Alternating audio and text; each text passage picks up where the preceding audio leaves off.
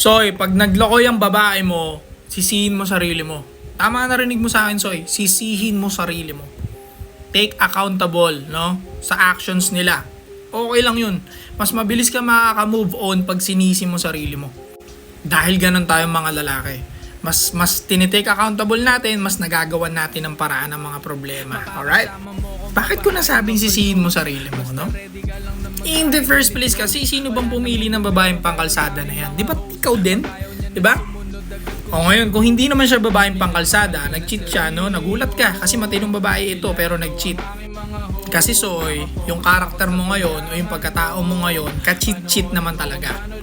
Baka kasi masyado ka nang bumibebe time, masyado mo nang binibigay yung sarili mo sa kanya, masyado mo nang binibigyan siya ng oras palagi.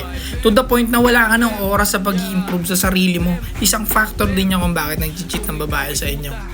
Pangalawa, baka masyado ka nang boring, wala nang intimacy, wala nang emotional connection, no? Wala na rin kayong adventure na ginagawa sa relationship ninyo, gaya ng paggagala, paglayo-layo pa minsan-minsan, wala na rin ganon. Masyado kang mahina, masyado kang weak, hindi ka maaasahan, no?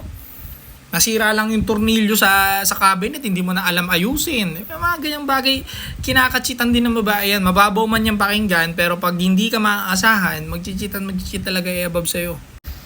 So paano nga ba ito maiiwasan, no? Maging competent, magpayaman, ugaliin na asikasuhin ng katawan, health, no? At magparami ng pera. To the point na parang pagka pumapasok sa isip niya mag-cheat, may papasok din sa isip niya na wala na ako mahahanap na kagaya nito. Ganong punto dapat.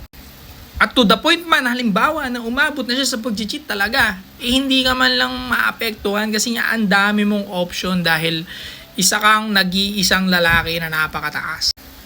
At wag nyo kakalimutan. Stay cold.